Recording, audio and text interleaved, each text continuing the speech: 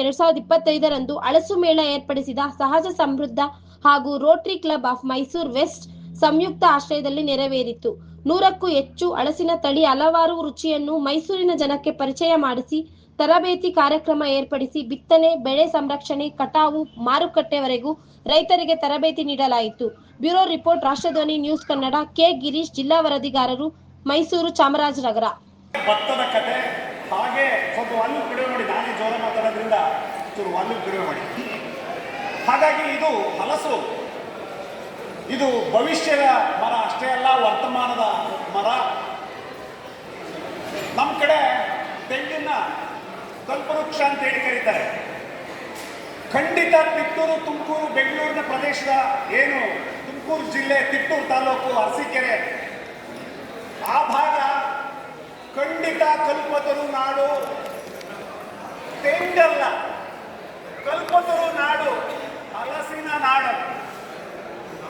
ಅಲ್ಲಿ ನ್ಯಾಚುರಲ್ ಆಗಿ ಬೆಳೆಯುವಂಥ ಮರ ಹಲಸಿನ ಮರ.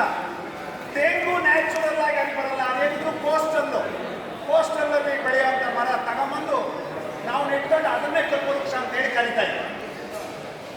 ಅಲ್ಲೊಂದು ಇನ್ನೊಂದು ನಿಜ, ತೆಂಗು ಇಲ್ಲೇ ಇಲ್ಲ ಅಂತ ನಾನು ಹೇಳ್ತಾ ಇಲ್ಲ. ಕಣಿವೆಯ ಭಾಗಗಳಲ್ಲಿ ಒಂದು 200 ವರ್ಷಗಳ ಚರಿತ್ರೆ ಇದೆ ಅಷ್ಟೇ, ಬರೀ ಕೇವಲ 200 ವರ್ಷಗಳ ಚರಿತ್ರೆ ಇದೆ. ಆದರೆ ಹಲಸಿಗೆ ನೀವು ಎಷ್ಟು ಬೇಕಾದ್ರೂ ಹಿಂದಕ್ಕೆ ಹೋಗ್ಬೋದು, 2000, 3000, ಎಷ್ಟು ವರ್ಷ ಬೇಕಾದ್ರೂ ಹೋಗ್ಬೋದು. ಅದು ವಿಶೇಷವಾಗಿ ಈಗ ನಮ್ಮ ಗಮನವನ್ನು ಸೆಳೆದಿದೆ. ಸ್ನೇಹಿತರೆ, ನಾನು ಆರಂಭದಲ್ಲಿ ಮಾಡಬಾರ್ದಾಯಿತು.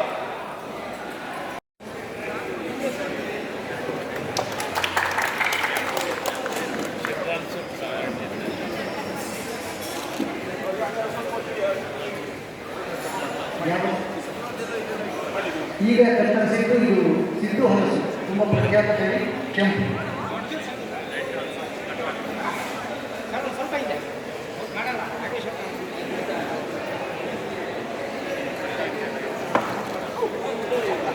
ಈಗಿನದು ಬಂಗಾಳದ ಪ್ರಕಾಶ್ ಚಂದ್ರ ಹಲಸು, ಅತಿ ಸಿಹಿ, ಗಾತ್ರ ದೊಡ್ಡದು.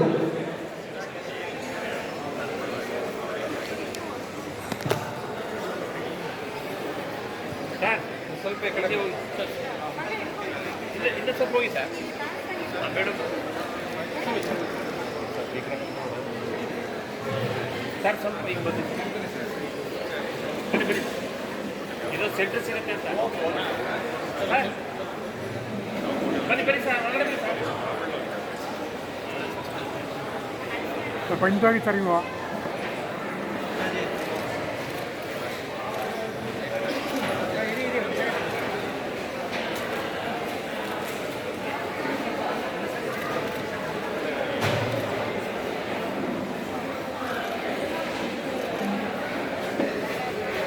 Thank you. Yes, sir. Ilodi, sir.